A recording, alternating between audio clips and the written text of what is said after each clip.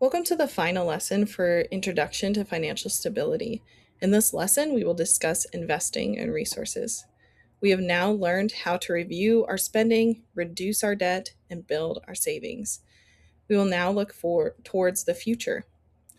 When we are preparing for financial independence, we are not just looking at today. This course is all about bringing education into the possibilities of budgeting and investing. I am not a financial advisor, just a student who has taken courses in money management.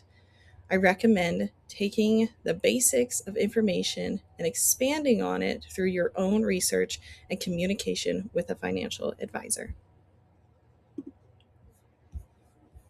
First, we'll look at investments. When should you invest? You have to pay off your high interest debt first. You have to pay the minimum payments to your low interest debt. You want to be paying your minimum mortgage payments. You want to have an emergency savings account of 3 to 6 months of income and have no debt. What money should not be invested? This is money that you need in the next 3 to 5 years. This would be better placed in a high yield savings account, which we talked about previously in our debt and savings lesson. If you need to review what that is, you can go back and review that lesson. But this money you want to have access to in the next 3 to 5 years, not the best thing to put into an investment because investments are long term, not short gains. And you want to be able to have that access to that money quicker without having to pay more money to get it. When we are investing, we want to invest in ourselves first. You can check with your employers on this to see what retirement plans they have. This is investing in yourself, your retirement plan for you and your spouse. There's several different kinds. There's a Roth 401k post-tax account. There's different employer retirement plans that are created by the employers, and they work with different financial companies. Check which one you have. Within the military, the most common is a thrift savings plan, and within government employees as well. Our traditional thrift savings plan contributions are made on a pre-tax basis, meaning they reduce your taxable income for the year. Your investment then grows tax deferred, and you only pay income taxes when you are withdrawing the funds in retirement. This means you're only going to pay those taxes when you take out that money, not when it's going in and not when it's being increased. In a Roth thrift savings plan, your contributions are made after tax dollars, so you do not receive an upfront tax break. However, the earnings grow tax-free, and your withdrawals in retirement are entirely tax-free. So investing in retirement accounts, you want to invest into those retirement accounts to help them grow. If you just let them set, they will not be able to grow as effectively for what you want in your retirement. If we are leaving them unmanaged, it automatically defaults them to life cycle fund based on your target retirement date. This means that it will do a general best for what your retirement date is on where it will be invested. This does not mean that it is the greatest for you. It's just what they see as an average good for that retirement date on how to invest. For 2025, the contribution limit was $23,500 for regular contributions. Those age 50 or older are eligible for catch-up contributions, allowing them to contribute an additional $7,500 per year, bringing their total contribution limit to $31,000. So that's how much you can invest in 1 year based off of 2025. It does change, so you can look it up and figure out what it is for the different years that you're investing to see if maybe you want to put more in. Maybe you sold a house and you want to put more in or something. Just know that there is a limit on how much you can put in per year.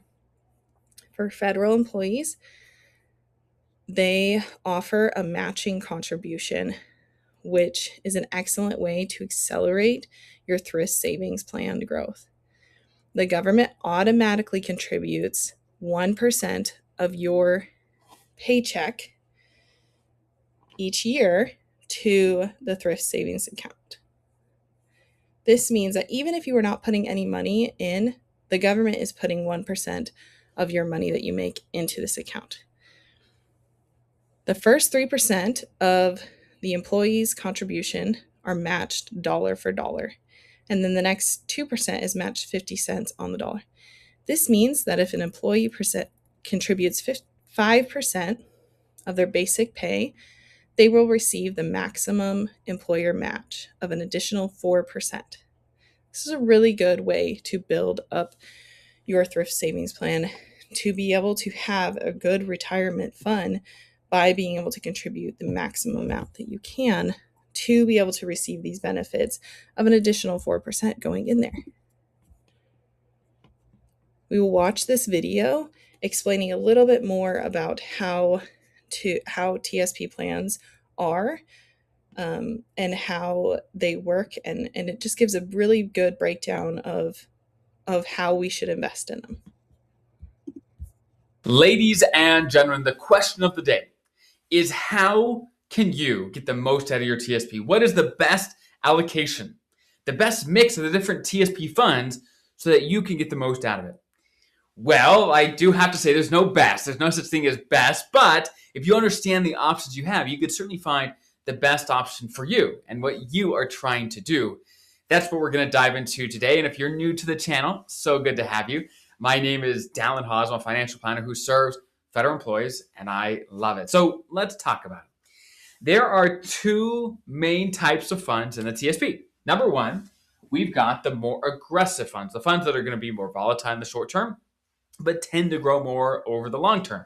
That is the C fund, the S fund, and the I fund. C, S, and I. These are stock-based funds. They're in the stock market. That's what they are.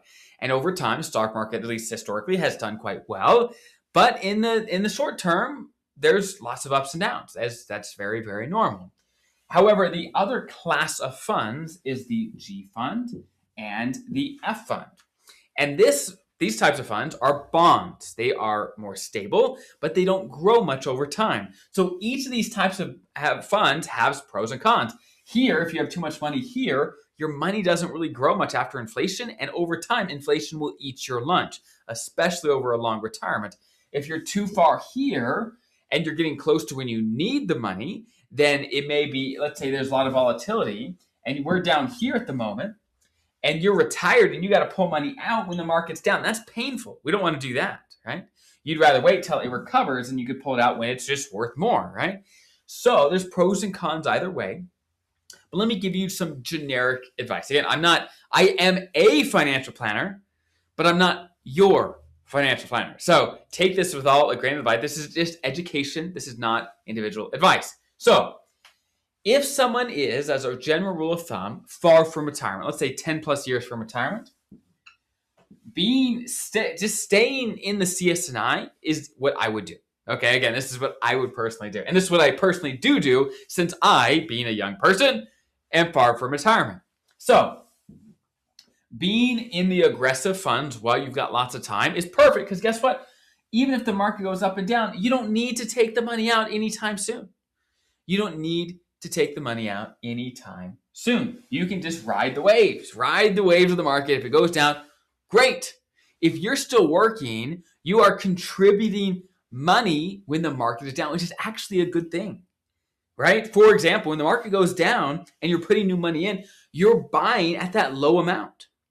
For example, if you go to Walmart and you buy apples for $1 a pound, and then next week it's 80 cents a pound, great, you're getting a bargain. Okay, that's what we want. When the market goes up and down, being in the CS&I when you got lots of time is fantastic. Now, let's go to the other extreme. Let's say you're retiring tomorrow. What's a good mix? Well, there's a couple of rules of thumb to think about. First, some people think, I'm retiring tomorrow, so I should be 100% in the G and the F fund. Most people shouldn't. I can't speak for you, but most people shouldn't, and this is why. Again, if you're too far here, over a long retirement, hopefully yours is 20, 30, 40 years, your money's going to be eaten by inflation over that period if your money just isn't growing much. So what most people actually want to do as they approach retirement is to have a mixture, some GNF that will provide stability to be able to take withdrawals out as you retire, and then some CSI still that'll actually get the growth you need over time, which we like that too, to actually beat inflation and make sure you never run out. It's about having a balance. Having a balance, okay? Now, here are a couple rules of thumb. Rules of thumb. A very generic retirement allocation that some people use is when people are retiring to have 60% of your money here in the CS&I and then 40% of your money here in the GMEF. Okay. And generic rules of thumb certainly don't make sense for everybody, but I'd like to put that in there just to give you a sense of where normal-ish is, okay, for retirement planning. But keep in mind, you may want more money in the GNF fund if you're planning to spend a lot of your money in the short term. For example, if you're going to take half your TSP and go buy a vacation home in retirement, you may need more that's on the safer side if you need it sooner. But on the other side, if you don't plan on really spending much of your money early in retirement, maybe you could have more over here because you don't need the stability because you don't need it soon, right? It's about finding a balance. And again, this is not personal advice. This is just getting you in the ballpark, right? Getting you in the right ballpark. Because if you're in the right ballpark, at least you're close-ish, okay? Close-ish. So these are the generic pieces of advice. If you are far from retirement, we want to be focused on the things that are growth. At least I would want to focus on the things that are actually going to get growth over time. If you're really close to retirement, you want a nice mix. And as you're approaching retirement, for example, let's say, like I said, if you're 10 plus years out, you want to focus here. If you're at retirement, you want a nice mix. What happens if you're within 10 years of retirement, right? What if you're 8 years out? Well, you probably don't want this much in GNF-ish normally, but you want to start getting there, right? Start introducing some GNF as you approach retirement, okay? That's the idea. That's the concept. Again, these exact percentages are just total rules of thumb, ballpark things, okay? Don't take them as law because it's not that. I like to try to be as specific as I can be without, of course, trying to, I try to be clear that this is not right for everybody because it's certainly not.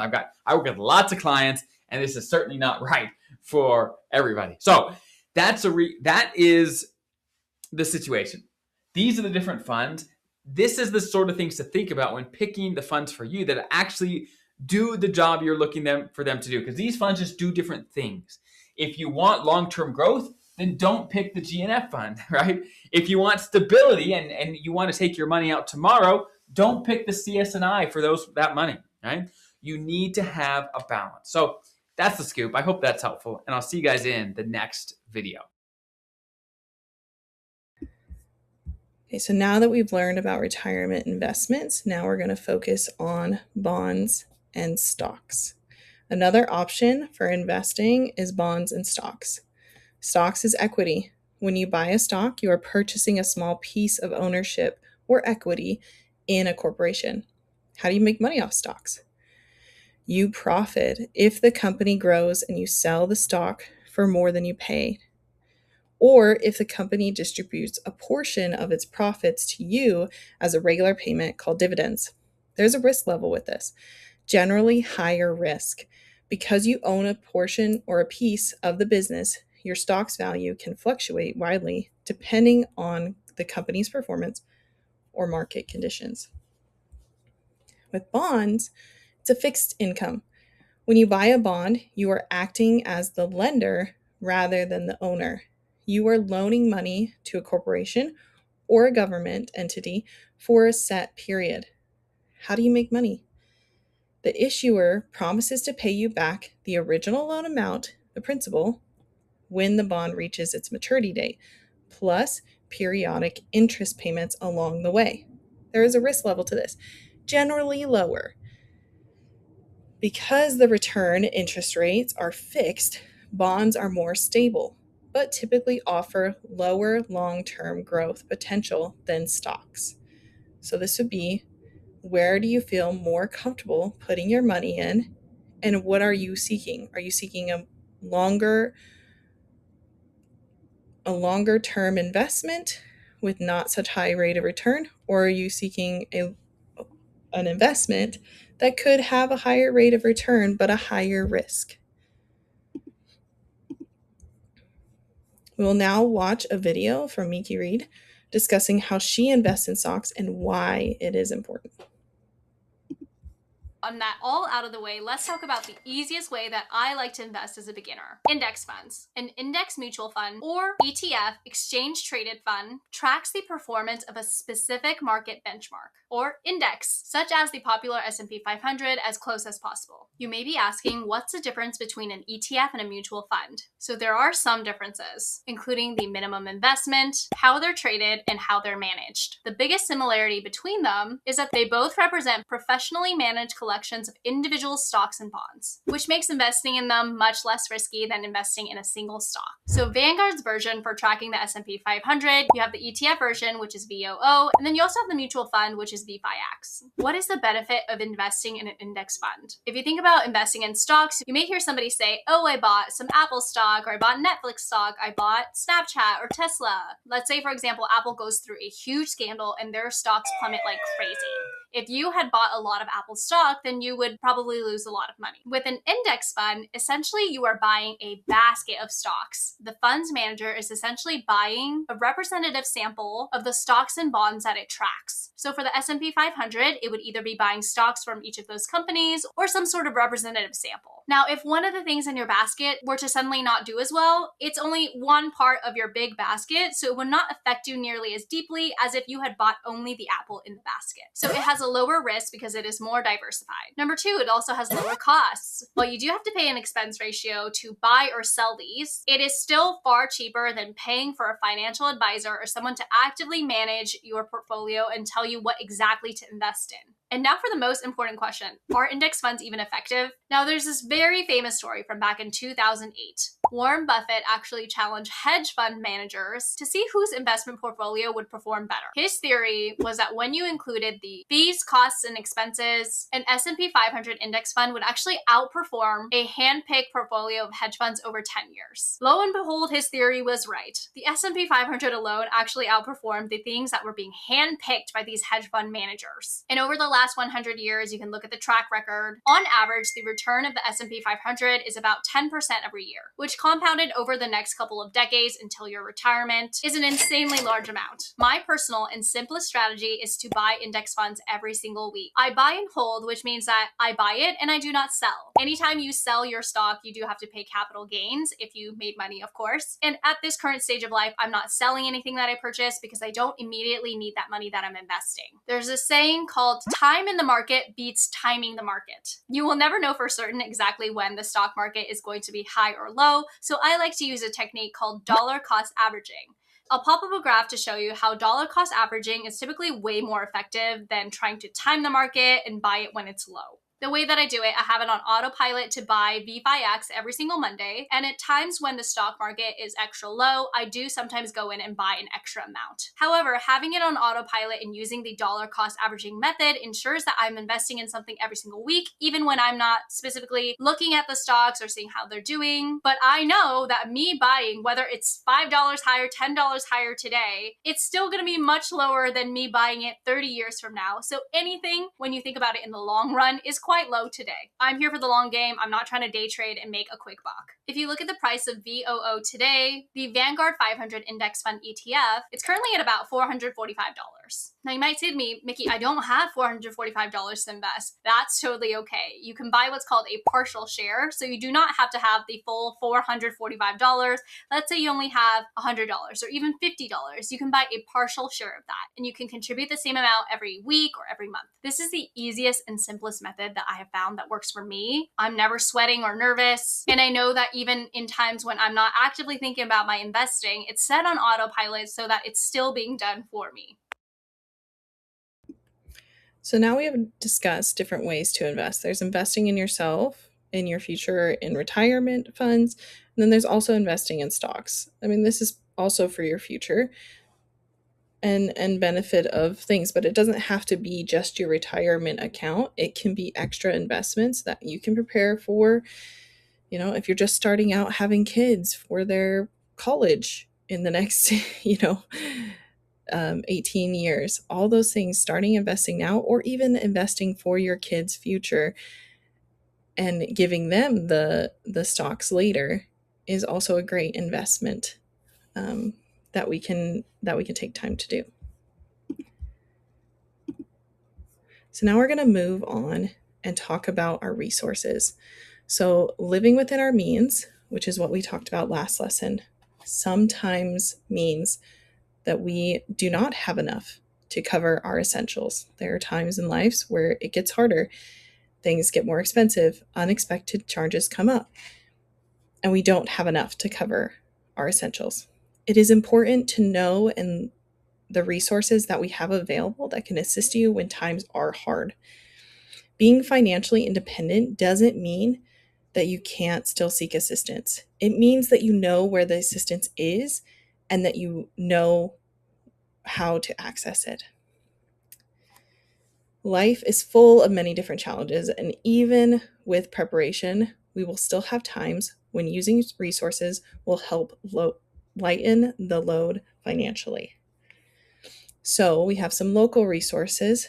This is depending on where you live, of course, and what is available in your area. There's a lot of rent and utility supplements in the States that allows for either partial payment of rent, full payment of rent, full payment of utilities, partial payment of utilities, different things like that can help supplement when you are going through a hard time. There's WIC, SNAP, EBT, all those food money that you can have access to, and it's all based on your income. So check what your income is and see if you qualify.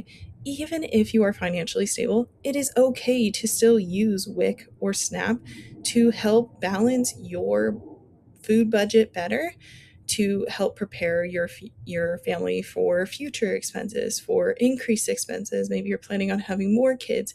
Maybe your children, you want your children to go to college. You want to start saving up for that. It's okay to use these resources now, today, even if you have the budget for it, but you still want to put more money towards savings, less money towards food. Food, it keeps increasing in price. It's gonna just keep doing that. It's unfortunately, it's one of those things that we cannot control, and these are ways that can help. We can also look at our local food pantries. Some of them do require an income check. Some of them don't. Check out what is available in your area and see if you can access this or serve them in another way, so then later on down the road, if you do need something, where to go. There's also reduced school lunch programs. This allows for your family to have school lunches that are significantly cheaper than paying full price for the lunches. And this can save your family a lot of money over time.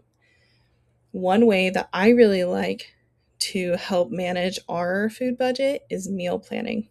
I use this thing called shelf cooking. I look at what we have in our pantry already, and I base meals off of that. I went to culinary school, so I kind of know food pretty well. But if you don't, take time to learn or look up things online. I have beans. I have taco seasoning. I have this. What can I make with it? There's a lot of resources online that can help you come up with meals that are not adding more to your budget by spending more when you already have those resources at home. And it's creating less waste in the world by using what you currently have. Making budget-friendly meals. Finding a cookbook that says budget-friendly meals, or finding foods that use the same protein and buying it when it's on sale and then making those meals. Freezing meals, putting them away for another day when the price of that meat or that food, if you've doubled the food and didn't eat it all, save it, reheat it. Those are all things meal planning, preparation can help with. Looking at couponing and what's on sale locally can also help you with this meal planning. All these things can reduce that food cost, which is a big portion of people's budget today. There's also many different military resources. There's the Navy Relief Society, there's the Red Cross.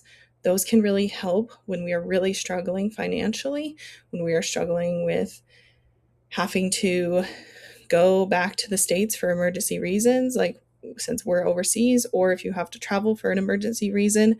Red Cross is really there, willing to help. Navy Relief Society, same thing. New Parent Support. This is a great program to help you if you are a new parent.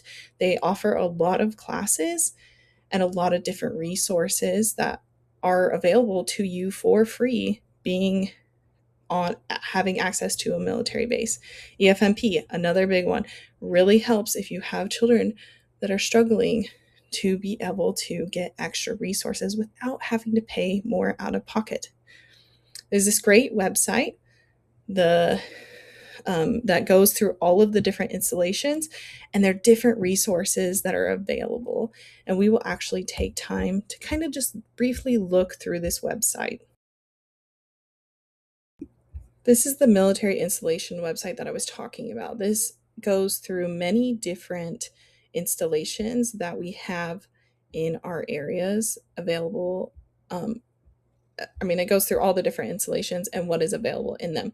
So if you are living in an area and you want to see what resources you have available, this is a great website to go to look at. If you are PCSing and you need to know what is going to be available at your next duty station, this is also a great website to go through. They have all the different states, plus you can go to outside the United States. Okay? I'm currently in Japan. I can click on Japan, click on my duty station that I'm currently at, and see what is available in my area. And it's a great way to see how we can access these resources. So, we can look at Yuma and see what is available. You click on it, it takes you to the website, talks about their mission, but then it also talks about emergency assistance, talks about child and youth services, education, exceptional family programs, the health, the housing, the legal, the military support center, welfare, recreation, moving, transportation, all these different resources that are available in this base that you can look at and see what is available to you on base. So then you know, again, if you're PCSing, or if you've already been there and you're like, I wonder what else is available for me. This is a great website, a great tool to use to be able to see what is available, what services are available to you locally. Thank you for attending Investment and Resource Lesson 3 in Introduction to Financial Stability. I hope the information given helps you to come up with a better financial stable plan for your family now and in the future. As always, you can review the course through the Building Military Family Connection website and take as much time as you need between each lesson. The final course offered for Building Military Family Connection is Devotion to Spouse, and this will be a course focused on becoming one with your spouse through commitment. So this week, I want you to take time to review your budget plans, set SMART goals with your spouse and kids that include saving and investing.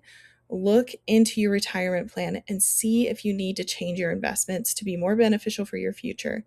Make a plan to implement the budget changes that you have started and be mindful of your spending habits, as well as the changes in the connections that are formed in your family. Thank you again for attending and completing Lesson 3 of Introduction to Financial Stability.